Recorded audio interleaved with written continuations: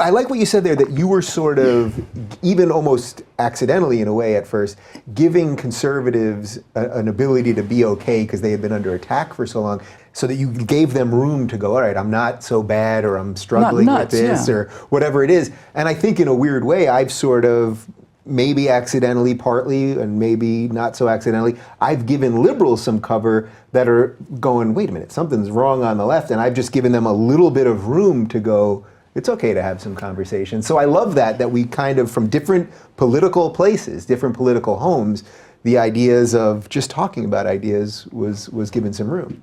And as we said on my show, I'm 100% certain that you and I could sit down and over some more ecstasy water, we could probably write a political platform that 85% of the country would get behind. I mean, solidly get behind. 85% of the people. So that's a good segue to Cruz, because you mentioned that you were a Cruz guy. Mm-hmm. Now, I'm a constitutional guy. I want us to be governed the way that the Founding Fathers set up. I believe in the branches of government. Mm-hmm. I don't like all the executive actions. People know my thoughts on all of this stuff. My feeling with Cruz was there was something just slimy about him. That's so funny. I couldn't get over it. And in retrospect, maybe I was wrong. I don't know. But I couldn't get over that sort of used car salesman thing with him.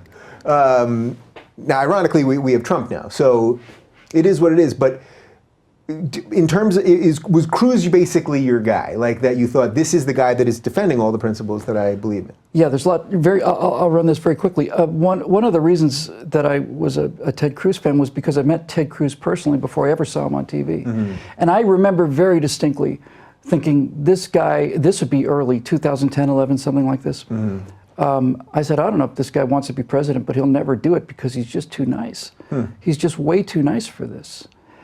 But I thought Trump said that everybody hated him, that the whole Senate hated him. Well, I have no doubt that they do, but he's also standing up for some principles, and that's not something the Senate's known for. I guess if the Senate hates you, you're probably in pretty good shape. Day, yeah. But I really liked him very much, and I had a couple of contacts from him about helping a little bit with the messaging on the campaign, and essentially I said, listen, can we be crystal clear on this? I don't want to be helping to show you how Ted Cruz should be acting on camera. I want to be showing you how Ted Cruz should be not acting on camera. Please, can we not just go out there to his house and spend an hour with the cameras rolling and get all the official stuff out of the way and get down to the guy who's actually there? But I hear this from many, many, many people, and I could see it sometimes. Yeah. I could see it. And my feeling was, well, you got to run right at this. You don't run away from those weaknesses. You got to run right towards it and get in front of it and explain it. But I liked a lot about what Ted was doing. I have to tell you, the fact that Ted was born in Canada bothered me enormously. I mean, and this may be justification, but I think it's actual realistic justification. Not to get too far in the weeds with this, but the requirement for the president was a natural-born citizen. And the definition originally was that you would be born in America. Exceptions were made for people who were born before we became independent for the first 50, 60 years. Sure. But that you had to be born in the United States or United States territory of 2 American parents. And the reason was that they did not want an undue influence on you in regard to one of the countries. And now, having spent so much time with somebody from Russia, I certainly see things about the Russia situation that I'd never seen before. I don't think it would influence me in my ability to make a decision, but it certainly opened up things there. Now, what has absolutely influenced me and prejudiced me, I think is a fair way to say it, is that my mom is a British subject. And I have a very strong affinity to England. My grandfather was Order of the British Empire, and so that aspect of it does bias me. And I can see that was a reasonable requirement. Now, Barack Obama was not, there's no discussion about, I'm not going to get into the whole legality thing, obviously, but he was not a natural-born citizen by the definition of that, because no one's disputing that his father was Kenyan. When they ruled that this was essentially okay, then I said, okay. Wait, he was not a natural-born citizen by the strict definition of it. The original definition of it was 2 American parents. By the way, I did a quick little thing where I said, let's imagine a 4-way race between Barack Obama, Arnold Schwarzenegger, Bill Whittle, and Jesse Jackson. Which one of these is qualified to be president? It's Jesse Jackson. Barack Obama has a Kenyan father. I have a British mother. Schwarzenegger was born outside the country. According to the strict definition of it, now, look, it is what it is, but when a standard falls, it's fallen. You can't unbreak it. It's down. And it's like the filibuster thing with the nuclear option. There was no Senate rules about it. It was comity, which is nowadays mostly comedy, but it was comity. Yeah. It was manners. It was a gentleman's agreement. It was honor, basically, is what it was. Yeah. We think it's important, so this is a tradition we've had for 150, 200 years, whatever. Harry Reid decides he needs a vote, so he uses the Harry Reid option, and it's gone. And I do have many supporters who say, well, we can't play that way. We got to hold ourselves to a higher standard. My response to that is no. No, you cannot do that. Once you have to fight the way you're being fought. And if that's the rules that they want, that's the rules that they got, and they're going to regret it. So there are videos, 100%. When I was on the Young Turks, a progressive network, at the time when they pulled the nuclear option. The Reid option. What's that? The Reid option. Yeah, okay. So when Harry Reid did this, and I was saying that I was not for it because you cannot change these rules and then expect that it won't bite you in the ass or something. And I don't think they expected it to bite them in the ass only, 4 years later or whatever it is. But yes, you have to have principles when it's hard to have principles. Yes. That's the point. That's exactly right. Principles. And when we were talking so much about the email situation and the insecure server and the insecure server, it's a pretty nice machine, really. It wasn't as beat up an old machine as they claim it was.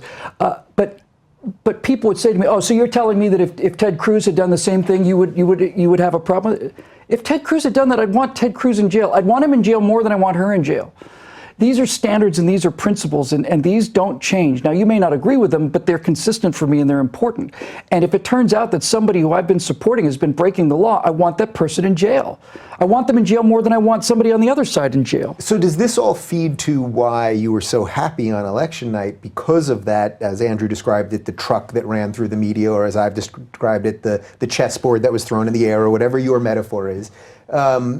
Because when the Democrats do some of this stuff, like crushing iPads with hammers and bleach bidding computers, things that the Clinton campaign did, or colluding with Donna Brazil, which was so obvious that it was going to happen. I had tweets about why is CNN hiring her from back in 2013. I'm not Kreskin over here. It was pretty obvious that these things were going to happen. So does that explain why you were so happy that night? Because the double standard. Categorically, and that's the only reason I was happy. So that I think we shouldn't diminish that because it's so interesting. You weren't a Trump guy. I would suspect that if you're a real constitutionalist, as I expect you are, then you must have all sorts of fears about Trump, that he could, take too much power and too many executive orders and all kinds of stuff. I'm not so much worried about that, to be honest with you. My primary problems with Donald Trump is I find him embarrassing. There are things he says and does that I find embarrassing. But that's the price that I willingly and knowingly went into and was prepared to pay. Now, for those people that think that, all the conservatives are always complaining about the media bias, just as a quick point, in 2014, Evan Thomas, when he was a managing editor at Newsweek, said that he thought that press bias in 2004, I said 14, in 2004, he said he thought that press bias for John Kerry and John Edwards was worth 15 points at the poll. Now, that's John Kerry. That's not Barack Obama. That's not Hillary Clinton. So I took a look at the Electoral College maps of 2008, 2012, and 2016. And I took 15 points away from the Democrat. And the entire country is red. Obama wins Delaware and D.C. or something, or he wins Hawaii. Hillary wins Delaware. It's all red, all of it. And just as a rule of thumb, that's how the country would vote if the media was unbiased. Now, this needs to be said because I never bring up the subject without saying it. Many people think that I want a conservative media. I don't want a conservative media. I want a fair media. If we had a conservatively biased media, we would then fall into the exact same errors that the left falls into because we'd have the Ring of Invisibility, right? The Ring. You're a Star Wars guy, I'm a Star Trek guy, but probably both love Lord of the Rings. And Andrew Klavan pointed this out. What the press bias does is it gives Democratic politicians the ring of invisibility. They know they're not going to get caught. And so when people have a sense of invisibility, they do things that they would never do otherwise. And this is why when sometimes in Mardi Gras or something like that, when people are wearing masks, they'll perform behaviors that would never, ever enter their minds because they don't feel directly responsible. And this is the great failure of the modern age, is that I want a press that is looking 24 hours a day to find out whether there is impeachable information on Donald Trump. I want them looking all the time, constantly, to see if Donald Trump is colluding with the Russians, to see if these impeachable offenses are there. But I would also like that done for Barack Obama and Hillary Clinton. And I don't want them to suppress a story, not just not cover it, just suppress it. Because then you've got an autoimmune disease, Dave. You know, if it turns out that the press's job is to go through the political bloodstream and attack pathogens and destroy them, if it turns out that it's not doing that, but is in fact a way that ideology and pathogens are coming into the system, country's got AIDS. It's got intellectual AIDS. The mechanism designed to defend us is now the mechanism that is in fact bringing in the contagion. Is it too late to fix that? Have we already crossed the threshold? I think you said, I think I've quoted you on this show actually, you said that night, or maybe I said, now I've said it so many times I'm not sure who said it, but I'm going to credit you for it, that it got to parity that night, that the online media and the mainstream media got, I honestly can't remember which one of us said it. Was it you? I'll just, you just assume it was me, I'll assume it was you. All right, fair. Somebody in this room said it. That seems reasonable. And if I have said that publicly, I'm pretty sure I've credited you. Same for you. But I think it's probably just one of these convergent thoughts, you know, where you realize that something's happened. So is it too late to change it? There's good news and bad news. The bad news is it too late to change it? Yes. Yeah, the good news is it going to change? Yes. And I know that sounds paradoxical. The mainstream media and the entire media complex in all of this is so heavily invested now. They're pot committed. They're in. They've got to play this card they've got to play the hand to the end of the game. And it is so massive that you can't change it. But the good news is you don't have to. Because for the first time, and it's not just our civilization's collapse, by the way. I started writing about the collapses of civilizations. What kind of got me into it is my love for history. And I kept wondering, why do civilizations collapse? There's a struggle, and when they finally reach dominance, you know, when Rome finally defeats Carthage and there's nothing left, and it should be, off they go, they just collapse. And I think they collapse because the elites get bored. But this is the first time in history when common people have had the means to actually influence other common people in large numbers and circumvent not just the priesthood of the churches or the media or the politicians, but just talk directly with each other. And that, I think, is our saving grace, because now there's 160 million people walking around with high-definition television cameras in their pockets. And they've also got news vans in their pockets that send up the big mast and the big radio, because I can Facebook Live an event, and now we're in the world of absolute truth, right? Once we get video, we're out of the world of what you think and what I think. There it is.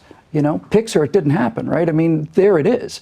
You can't argue with seeing it there.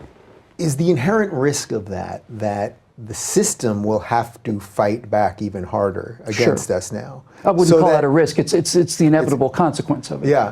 Where do you see that going? Because I do worry about that. I do too. The more that people that, you know, I find that I can get more honest conversation out of listening to you or listening to Joe Rogan or Phil DeFranco or Sam Harris. There's plenty of people that are, you know, online people. And I turn on CNN. I mean, I jokingly said to you in the green room, I put CNN on for you because I know you love that CNN there. But I watch it, and it seems like pure drivel. 18 heads all babbling on who got everything wrong before the election, now telling you everything that's going to happen 6 months from now, and all of this nonsense. And it just seems like it's archaic in its whole machinery. I mean, the amount of money that it costs probably to do one night of Anderson Cooper probably would foot the bill on literally a year's worth of my show. Yeah, that's right. I don't think I'm being sarcastic when I say that. So do you fear that monster sort of hitting back in whatever that means to you? It's done the damage it's going to do. It's done the maximum amount of damage it's going to do. The world is changing. You can feel it in the you taste it in the air or the water, whatever they say at the beginning of The Lord of the Rings. I got a chance to meet a guy I like very much, admire very much, named Mike Rowe. And I'd love to get him on the show. He's a wonderful man. He really is. Yeah. And he said, I saw one of these things that you just did the way I heard it. He just sets up a laptop in his kitchen, and he said, yeah, that thing got 7 million views or something. When I was doing Deadliest Jobs at Discovery Channel, if I had 300,000 people watching a show, I'd get flowers from the network. Yeah. So here's why maybe good to go back to what you started with. Why are things so acrimonious? I think they're so acrimonious now because what is not being seen underneath all the Trump, Obama, Hillary, blah, blah, blah, underneath all of this, way underneath it, is human beings are going through something that's only ever happened twice before in all of human history. We are straddling a worldwide fundamental change in how the world is built. You could make the case with so many wars and empires and governments and so on, kings and so on, battles, that the only things that have really happened in history is the invention of agriculture, the Industrial Revolution, and the Information Age. And when we talk about things like our cities being these murder pits, it's not an easy problem to solve. The reason the cities are murder pits is because the jobs are going. The reason the jobs are going is because America is now fully in the information age, and industrial era jobs have gone to where they're less expensive. This is a fundamental problem. This is the same problem that farmers had to face 400 years ago, where farmers were saying, well, we can't feed ourselves. Yeah, you got to go work in a factory in the city. And they didn't want to do that. And so it caused tremendous upheaval. But that's what we're seeing. It used to be that you could get off a boat and walk through Ellis Island, come out on the other side, and get a job in a factory. I mean, no disrespect to factory workers whatsoever, but essentially an assembly line job meant that your job is to take this this bolt and tighten this bolt on in this location. And essentially anybody can do that. Anybody. So industrial era jobs, being relatively repetitive, gave people who were hardworking and oftentimes very smart, but people who were new here, people who needed a chance to get started, gave them a chance to do some work and get some decent jobs out of it. And Baltimore, for example, for a brief period there, the neighborhoods were integrated. They were people who'd been there for quite a while. A lot of black workers coming up from the South after the war. But everybody was working at the factory. Everybody was working hard. Everybody had a vested interest in making their yard look nice. Everybody was going to more or less the same churches. They were hanging out together. Didn't last very long, but it was there. And it was there because the economic opportunities were there. And it's not like some company decided, hey, you know what, we make more money in China. That is in fact what happens. But it's a fundamental, enormous change. And you can't get people into the information economy as easily as you could get them into the industrial economy. It's interesting to me because we're obviously undergoing something absolutely massive right now. And stressful. It's stressful. Yeah, it's stressful. A lot of my direct messages lately have been about that stress. Just don't let politics make you crazy. Try to escape and breathe every now and again and do some stuff you enjoy, hopefully, and whatever else. But it also shows why easy answers are never the correct answer. No, they never are. Because I was in Seattle last week, and they've had this. They pushed for the $15 minimum wage all this time, and I'm not an economist, but I understand that I don't see why you should be able to tell a private company how much they should be able to pay their employees. Blah blah blah. I get off the plane in Seattle, and the McDonald's in the Seattle airport. You know what they have instead of workers? They have automatic kiosks. They have iPads. Pretty soon they'll have hamburger flipping machines. Yeah. And that's because I think this is the fundamental difference between the two camps that we call liberals and conservatives today. I'm sure that people are going to find this a self-serving explanation, but nevertheless, here it is. I believe that liberals would rather feel good about things even if they do harm, and conservatives would rather do things that made sense even if it made them look bad. Your example of the minimum wage is a perfect example. Everybody would like people to make $15 an hour. If healthcare were free, I'd be in favor of free healthcare. Right. What kind of an animal would I be? No healthcare for you. I don't like the way you look. Your skin's a little dark for me. No healthcare for you. Go off and die in a ditch. I would be the kind of person that people assume I am if it were free, but it's not free. So since it costs money, we have to figure out how to pay for it. We have to figure out how to pay for it means things like competition. All of a sudden, you're a conservative again. So this is the point of it, right? It's you can feel good about things because everybody else tells you, I'm in favor of I support. I've got a bumper sticker on my Prius that says "Free Tibet." See how? Because I care about Tibet, and I'm deeply concerned about the people of Tibet, and I don't doubt that they are. But if you want to free Tibet, you need a bumper sticker that says United States Marine Corps, right, or National Rifle Association, or something like that, because that's what it would take to actually free Tibet. Mm-hmm. And that's not a pleasant thought, and nobody likes to admit it. And if you had somebody say that, you'd get a lot of grief for it. But it's the reality of the world. And so sugarcoating the outcome in order to preserve this sense of this warm, fuzzy feeling I have about myself, to me is a form of vanity and hypocrisy that I can't afford for myself anymore. Yeah, but we just, as a society, it seems to me we don't have time for it anymore because of the change that we're going under right now. There's no time to fiddle around with these feeling things when we're in such a massive time of upheaval. Right, and we're in this enormous upheaval. I think this is probably the best way to think about it. Why are people becoming so? Why are the sides diverging so much? Why is it we're not even looking at the same news stories anymore? Why is it that half the country thinks that Donald Trump should be impeached immediately, and the other half says that CNN's already admitted there's nothing to this story? Why can't the two sides hear each other? And you know, the word meme before it meant a cat with, you know, impact font at the bottom of it. Yeah. A meme was the idea that a thought could be transmitted the same way as a gene could. It could be passed on, essentially. So I think you can get a pretty good analogy out of genetics on this. If you have a population that lives here and a significant number of people move over there, and now there's a mountain range between them, something happens. When everybody's living together, everybody intermarries, and so they share the exact same gene pool. When people go over to a second location, now these people have the same gene pool as these people, but if they are no longer intermingling with each other, the normal evolution that this group has isn't affected by these guys. These guys have a whole other set of evolution. And what you find is you find this genetic diversion. And they'll continue to divert. And they'll divert until they become different species. Because the genes are not communicating. We're over here evolving, they're over here evolving, and this split is irrevocable unless you can remix the populations. I think it's the same thing with memes. We basically hear, as conservatives, we hear news, we hear stories, we hear interpretations, all of it, that has become part of our mimetic code. And liberals have a mimetic code too. And we're getting very close to the point now where these two things can't interbreed anymore. You know, it comes a point when the species diverge enough so that that's the definition of a species, is one that can no longer interbreed with the other. Right. And this is bad. This is bad, bad, bad. Because even though this divergence is happening so much, we're living next to each other. You know? These are not continents that are going their separate ways. We're literally living next to each other. In fact, sometimes I'm in the same room. And yet here we are, right? Yeah. I mean, yeah, and yet here we are. The divergence is essentially nothing.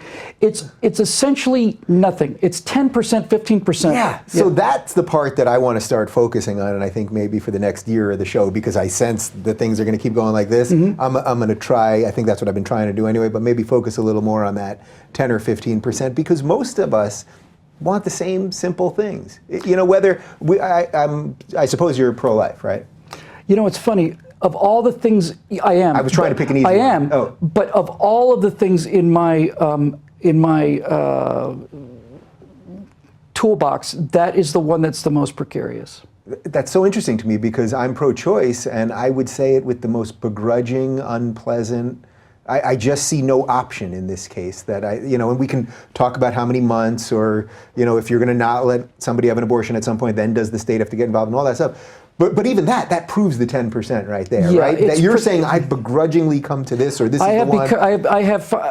I think the reason the abortion issue is such a hot issue, and the reason that so many people do that split, go all the way to one side or all the way to other, because it does, in fact, it leaves you without, there's no middle ground here. Mm-hmm. And so you have to pick one. And if both sides of the argument make sense to you, because they do, then you have to decide which one has the greater weight, right? And I don't have the religious belief that some people do that drives them to be very, very passionate about this, and nor do I have the complete lack of religious belief that drives other people to be in the other position. This one is a tough one. The reason I come down on the pro-life side is essentially pretty simple. People say, this is my body, I should be able to right to control my own body. And I say, I 100% agree with that, but it's not your body.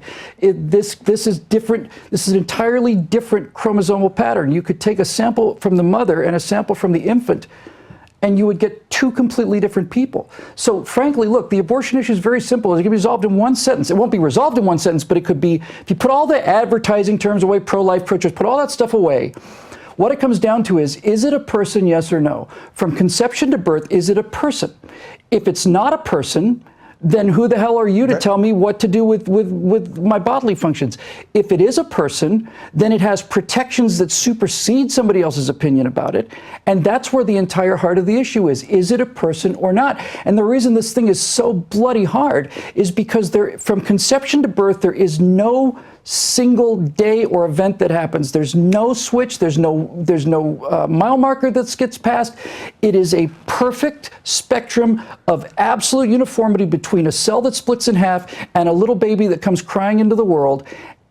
And this is why this issue is such a bear. Right, and that's why, so some people will argue, well, from conception, it's life, and then some people argue, well, at 8 months, you should still be allowed to have an abortion. I would say both of those are not great, really tenable positions.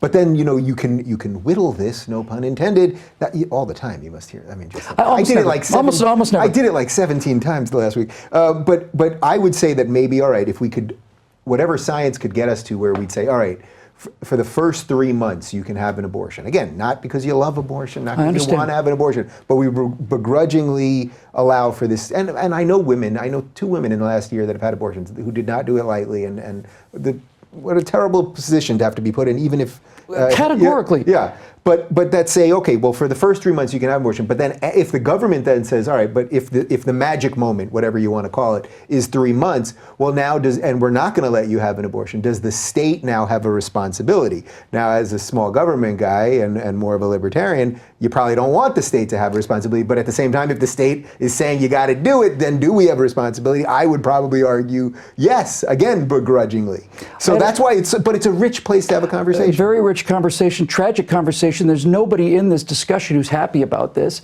No one's going woohoo. Yeah.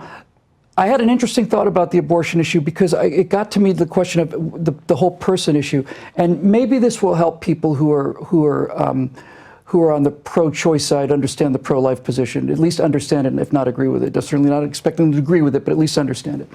And my position, my thought experiment was this: whose side were you on in the Civil War?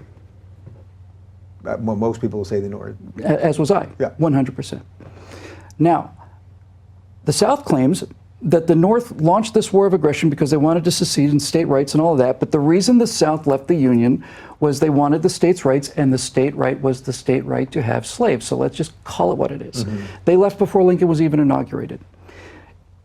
If you're a Southerner, your position was, this is my property, and they're going to launch a war and come all the way down to my house and take my property, then of course it's aggression. Of course I'm going to fight it, right?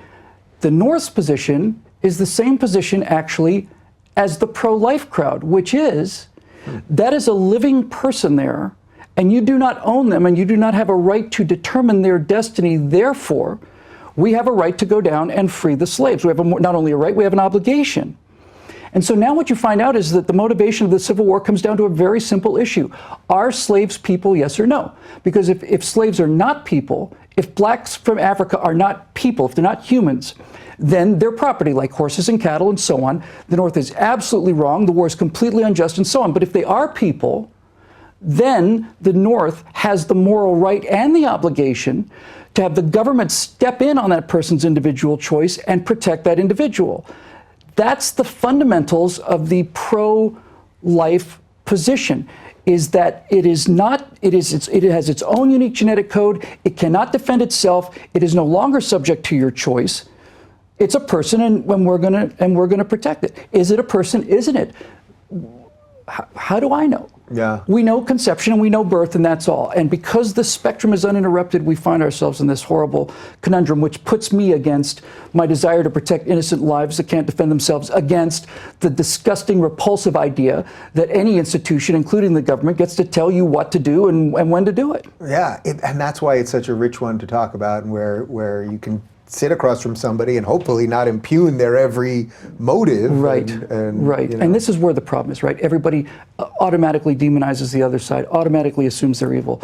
I suppose I've been guilty of that to some degree. I try to focus that kind of vitriol on people who I am convinced are aware of what they're doing. Yeah. You know, not just people.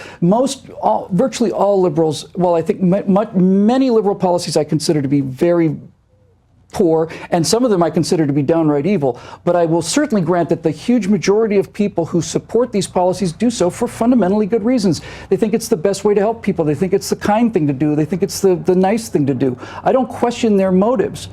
But the people that are enforcing these policies know what the consequences are in the real world, and those people I have a problem with. Can I have some more ecstasy water? You absolutely can. I'm usually pretty good about like pouring camel. the water here. I'm like a camel. You know, it's interesting. I would be remiss if I didn't say in the course of all this, a few times you've said liberals and conservatives. I think you know I consider myself a classical liberal. So just for the sake of argument, when you say liberal, really you're talking about sort of a leftist or a progressive. Yes. And I hate to get lost in the words and the labels it's critically and all that, important. but I know people will be commenting, going, Dave sat there and he was talking about liberals. No, critically important. I meant to say progressives, I usually do. Here's the irony of it. You call yourself a traditional liberal, and I call myself a conservative, and what I'm trying to conserve is liberal principles. I'm trying to conserve liberal principles. People think, what? When people were being held as slaves, I'm a liberal. When women are deprived from holding office or deprived from jobs that, you know, in the same pay and everything, I'm a liberal. I'm liberal on all these things. But when I become a conservative is when this situation has gone too far. And well, what do you mean by too far? When equality of opportunity and equality under the law, and when Martin Luther King says, I have a dream that my children will be judged by not by the color of their skin, but by the content of their character. I'm a big old liberal when it comes to that.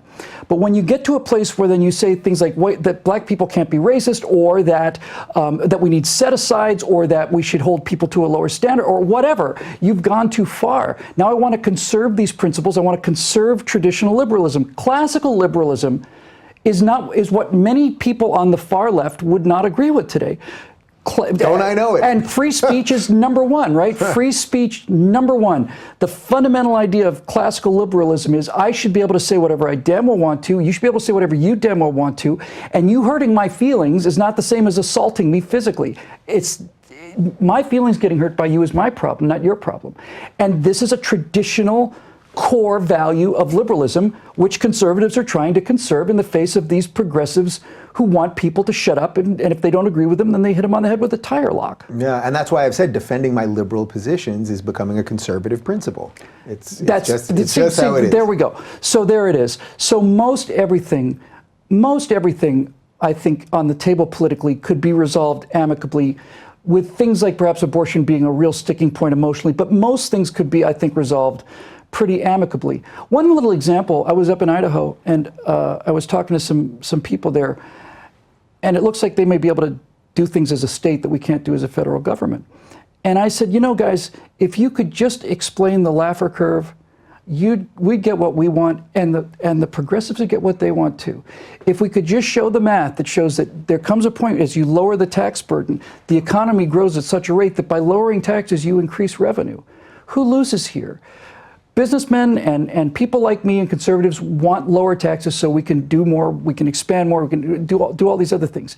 But if it turns out that lowering taxes increases revenues, and you're against that, that's where I go with these things. I try to go to the moral argument. Why do you hate poor people so much, Democrats? What do you mean? Well, your taxes are so high that you're not getting maximum revenues out of this economy. So if you actually genuinely believe you wanted to help poor people and disadvantaged people, and you need money to do it, then you should be in favor of something that brings in more revenues. And if you're saying, no, I'd rather let those people undergo some hardships so long as the rich get whacked, now you don't have the fig leaf anymore. Now you don't get to say, oh, I'm doing this for somebody else. You're doing it out of a sense of envy and other venal motivations. Right. I suspect usually, though, that their argument be, well, we want to take from these people so that they can't get too much so that we can, you know, they have another justification for it. I don't agree with that justification. This is one of the instances, taxes, where I've definitely shifted a little in the last couple of years. But I see what your point is. Taxes, look, this is not an inflammatory statement. Taxes are money that are taken from individuals at a rate determined by somebody else and enforced by law. I think we can all agree on that. It's a relatively fair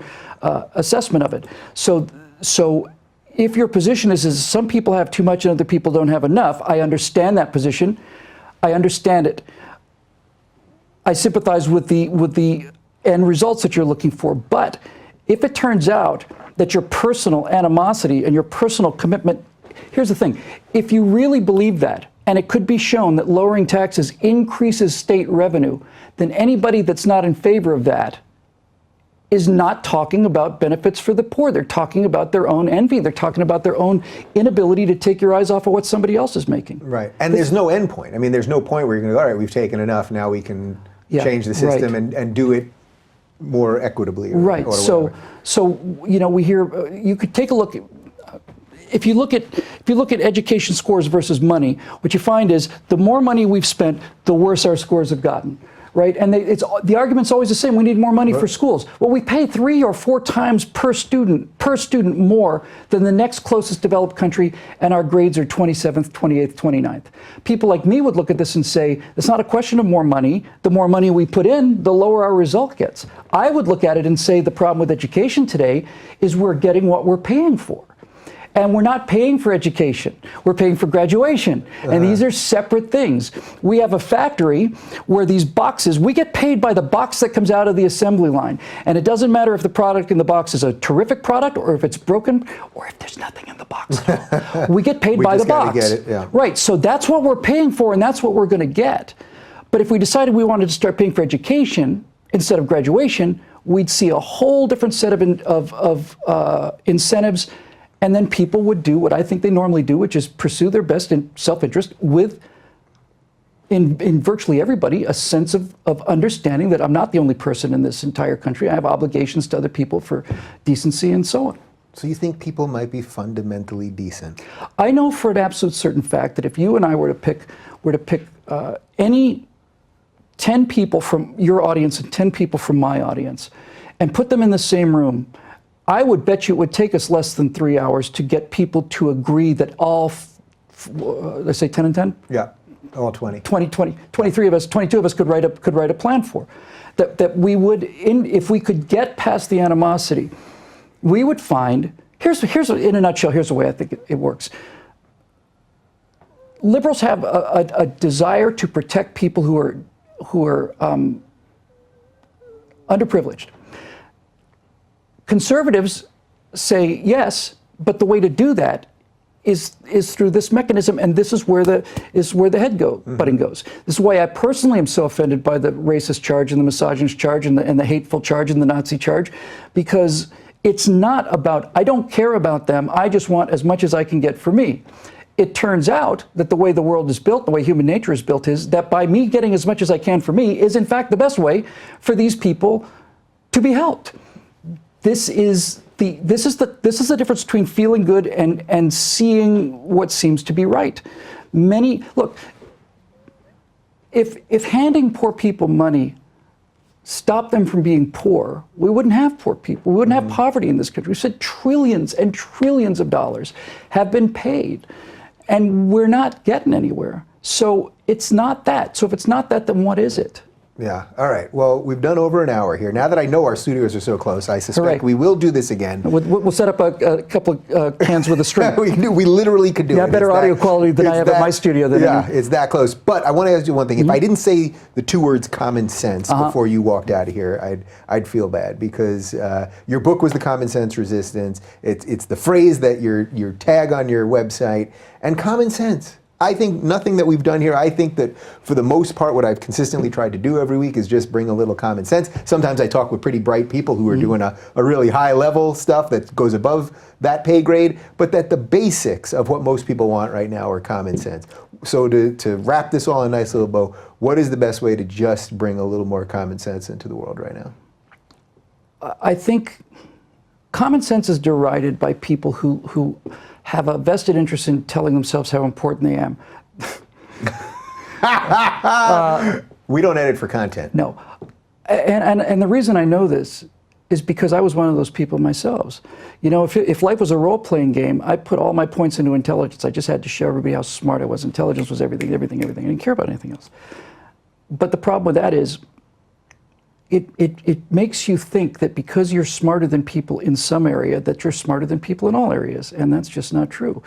If you were to take, I would suspect that most progressives would think that the way to handle something like the economy would to take the 20 brightest Harvard and Yale economists, put them in a room, have them set policy, and then this policy would be determined across the country, legally enforced, and that this would be the smartest way to handle it because they're smarter than the guy that runs the gas station on the corner of the street. And there's no question that they're more intelligent than the guy that runs the corner gas station, but what they don't know more about is how to run a corner gas station. That's what they don't know more about.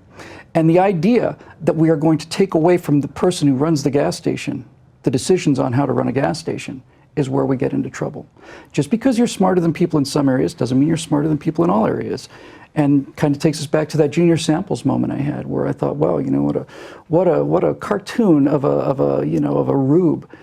And then for some grace, I was just lightning bolted into a realization of how repugnant that is, and how much more this man must know about many, many things than I do. Once you understand that, you realize that you can't take 10 or 20 processors, no matter how fast they are, and process information faster than you can with 320 million processors working in local information in parallel all the time. And so I think the main thing to do would be to get away from this sense of, that this country consists of smart people and dumb people, and that the dumb people vote for Donald Trump, and that they don't see, you know. The best thing I ever heard about Donald Trump that goes to this common sense thing is, I'm sure you've heard this before, is that the difference between progressives and conservatives is that progressives take Trump literally, but they don't take him seriously, while conservatives take him seriously, but they don't take him literally. And that's really it. We know, I know, and most of us know what he is. We tried a nice guy. We tried a couple of nice guys. Mitt Romney's probably the most decent man who ever walked this earth in politics. He's a racist, he's a murderer, he's giving people cancer, he's sucking the health care out of it. Okay. He had the binder full of women. You want a knife fighter, you're going to get a knife fighter. And so we can all walk it down.